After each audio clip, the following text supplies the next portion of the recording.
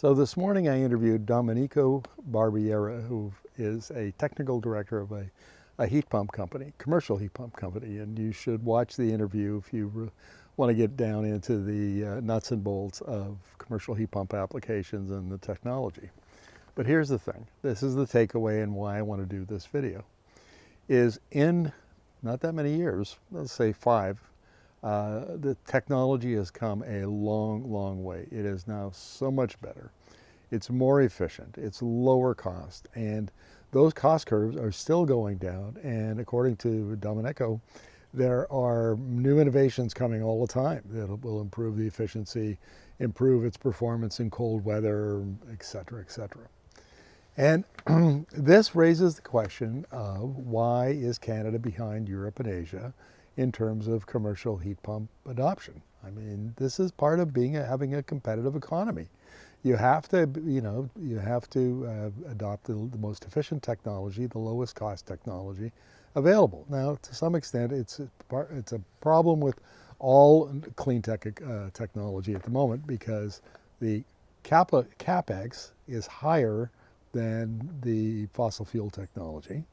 That is, it costs more to buy, but the OPEX is lower. And the total cost of ownership is generally quite favors the electrotech. So I got 3 reasons here why Canada should be focusing on electrification and not on extracting more oil and gas and building more pipelines and doing all the sorts of things that Alberta is advocating for. So here we go. The first one is lower energy costs and higher efficiency. Now look, the efficiency of an air source heat pump for your home, like the one I have in my house, is about 300–400%. And on a commercial side, Domenico says it can even get up to 500%. So that means for every unit of energy that you put in, you get up to 3–4 times as much work done. And what a heat pump does is it transfers heat out of the house if you want it cooler, or it transfers heat from the air inside the house if you want heating. And when it's cold, the efficiency goes down, yes, but overall, it's highly, highly efficient and much lower cost. I can tell you, and it's ridiculous how little our heat pump costs. Sure, it was more expensive than a natural gas furnace and an air conditioner, but with one unit tucked away in our crawl space, we get heating and cooling and a comfortable house, just the benefits. I love it. And I can see why, commercial enterprises are beginning to adopt heat pumps. The other thing is oil and gas costs. The cost of oil and gas, the price to buy it, goes up and down. And you don't see it as much in your natural gas bills, but you certainly see it if you're a driver. I mean, you can see big swings in the price of a liter of gas depending on, if there's some Middle East conflict and the traders are worried that the Strait of Hormuz is going to be shut down, and next thing you know, oil prices spike and then you're paying more, you're more at the pump. Well, it's not like that with electricity.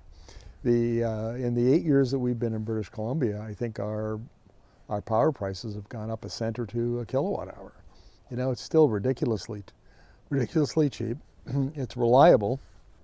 I think we've had one outage here in 8 years. And, it's resilient. It's just, compared to oil and gas, it's the cost to operate with it is much lower and less volatile. And this brings us to the issue of energy security. This is why so many countries are now defining energy security as not having enough oil and gas at a reasonable price, but as buying electrotech, and we're thinking, solar and wind, and batteries on the supply side, and batteries, electric vehicles, and heat pumps on the demand side. Because once you buy that technology, it's gonna last you, 25 years, 30 years, maybe longer if it's well maintained. So you buy it once, and then you get either, almost free electricity, and you get high efficiency and low costs on the usage side. I mean, it makes a pile of sense, and I can speak from experience, it works. Okay, so that's number one. Number 2, carbon tax systems. Now, we just got rid of the consumer carbon tax in Canada, and already the oil and gas industry is lobbying hard to get rid of the industrial emitters tax. Well, Canada back in on June 23rd, we did a video on this, signed an agreement with the European Union, strengthening the free trade agreement we already have, and including more support for carbon pricing. Now, why would they do that, given the rising opposition to it back in Canada?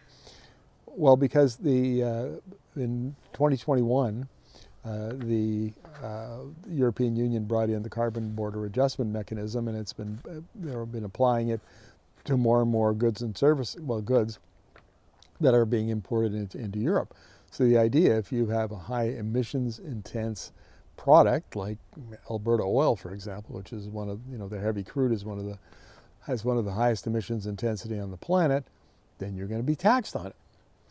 And so if we want to export to Europe, I mean, isn't that part of the One Canadian Economy Act that Mark Carney's Liberals passed? Is we want to diversify our customers, our exports. And Asia and Europe are the two most mentioned. So Europe already has a carbon tax that it'll be applying to imports. We need to, decarbonize so that we can be competitive in those markets. But Europe is not alone. A few years ago, China brought in a similar kind of tax. It's actually more of an industrial emitters tax. And now they started out with the power sector, and they kind of tweaked it and learned how it worked and improved it. And now they're starting to apply it to other sectors. And it looks like somewhere in the period between 2027 and 2030, it will be applied to the petrochemical and refining sectors. And what happened? That will be just about the time the proposed new pipeline would be built to Prince Rupert, and they'd be shipping oil over to China, where it would be taxed because of this carbon tax. So if you want to avoid paying the carbon tax in those markets, one of the ways to do that is to adopt, electric, very efficient technology. So it squeezes emissions out of your supply chain. So that's the second one.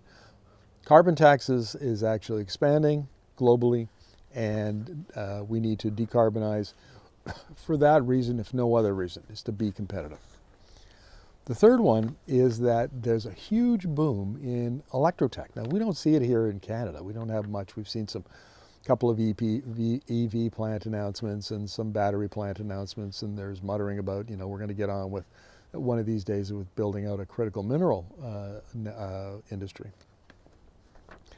We did see the U.S. under Joe Biden and the Democrats trying to build a whole EV industry and supply chains, including batteries, and they were investing in hydrogen and so on. And then Donald Trump got elected on, he assumed office January 26th, and that was the end of that. And they basically rolled back almost all of those provisions in, the Inflation Reduction Act and other acts. So the investments in those kinds of plants that Biden had envisioned is not going to happen, but it could happen in Canada, because we have a very, very clean grid, about 84 to 87%, because of hydro, nuclear, and wind and solar. And so that is, I can tell you from interviewing, over the last 6 years, I've been interviewing a lot of international businesses, primarily in Europe and the United States, and I often ask them, what kind of criteria are you looking at when you locate a plant, a manufacturing plant? And they almost always say that clean, reliable, low-cost electricity is at the top of the list. So our electric grid, or right now it's 10 electric grids, but hopefully under Carney it'll become a united or linked power grid across the country. It has actually a huge competitive advantage, and we should be taking advantage of that. And not just by attracting, but we should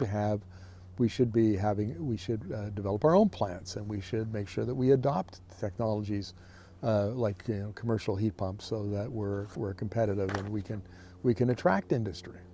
This should be part of our plan. And in fact, it's part of Energy Media's Canada 2050 plan, where we talk about adding value to natural resources. That's number one. And number two is electrify everything. So there are very good economic reasons why we should be adopting electric technology like commercial heat pumps, why we should develop it here, manufacture it here, why we should expand our power grids, on and on. The world is electrifying. The world is not investing in more oil and gas. Oil and gas investment, if you look at the IEA reports, has fallen by about half over the last 5 years. And now investment in electricity is double or triple what it is in oil and gas. That's the direction the world is going, the global economy. So if we don't want to tie our wagon to the Americans, we should do what the rest of the world is doing, which is electrify.